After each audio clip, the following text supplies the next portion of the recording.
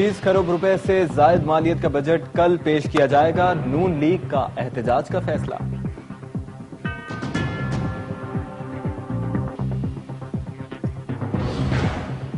खरोटाबाद में मारे जाने वाले गैर मुल्की पाकिस्तान क्यों आए थे? तफ्तीशी इदारों को अहम शवाहिद हासिल।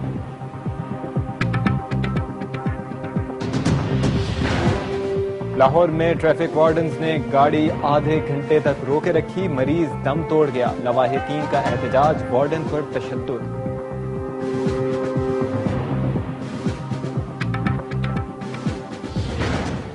और हैदराबाद में नादरा की जानिब से जारी किए गए शनाख्ती कार्ड में औरत को मर्द बना दिया गया।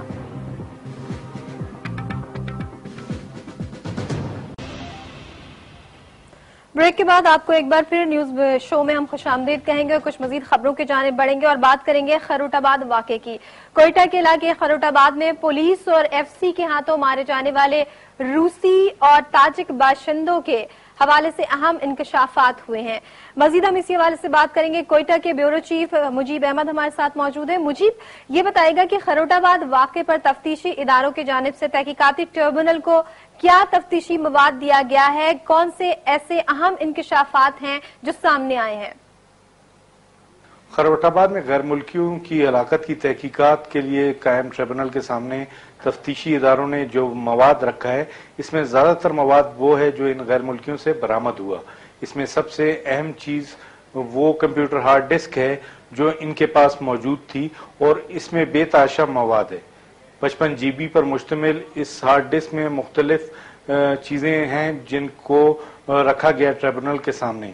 इसके अलावा जो अशिया सामने लाई गई हैं उनमें मोबाइल फोन्स हैं इन गैर मुल्कियों के, उसमें मौजूद मेमोरी कार्ड्स हैं। इसके अलावा इन गैर मुल्कियों के पास 54 डेटोनेटर्स थे जो टाइमर डिवाइस, इसके अलावा कार बॉम्ब्स और उसके अलावा जो खुदकुश जैकेट्स हैं उसमें इस्तेमाल होते हैं।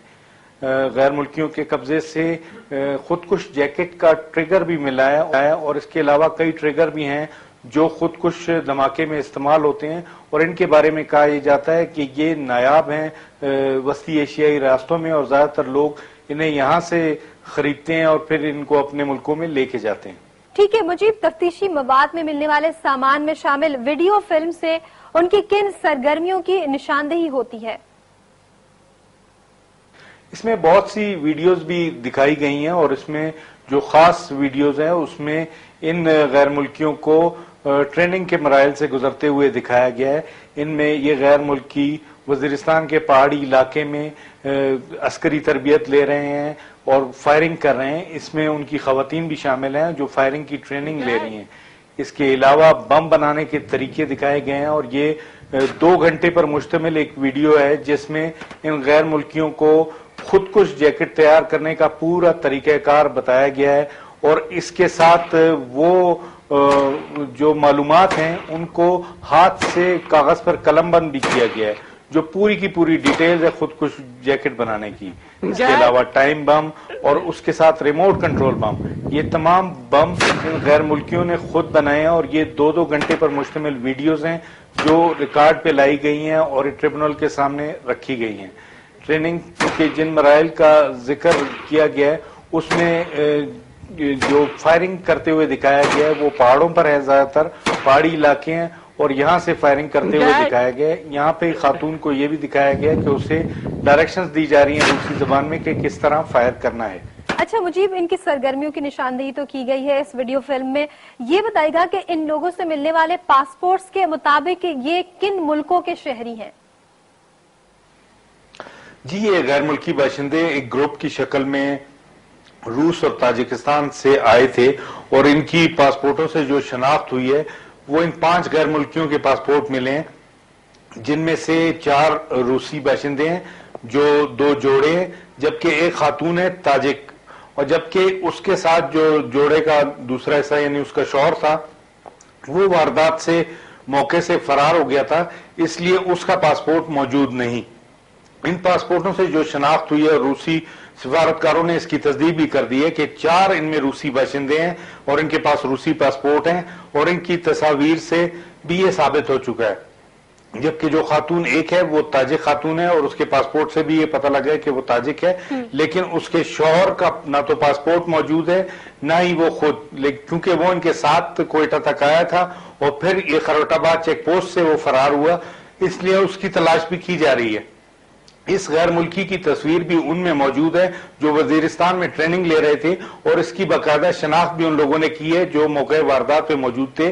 ان کا کہنا ہے تیسرا شخص اس انسانی اسمگلر کے ساتھ دوسری صنف میں فرار ہوا، اور اس کی تلاش کے لیے ابھی چھاپے بھی مارے جا رہے ہیں اور مختلف ادارے اس حوالے سے تفتیش بھی کر رہے ہیں۔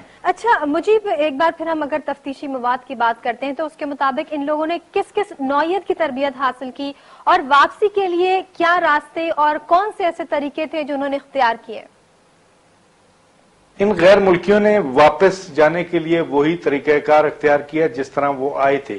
عموماً جو فریکوینٹ روٹ نظر آتا ہے وزیرستان جانے کے لیے ان چیچن، روسی اور تاجک باشندوں کا، وہ براستہ ایران ہے۔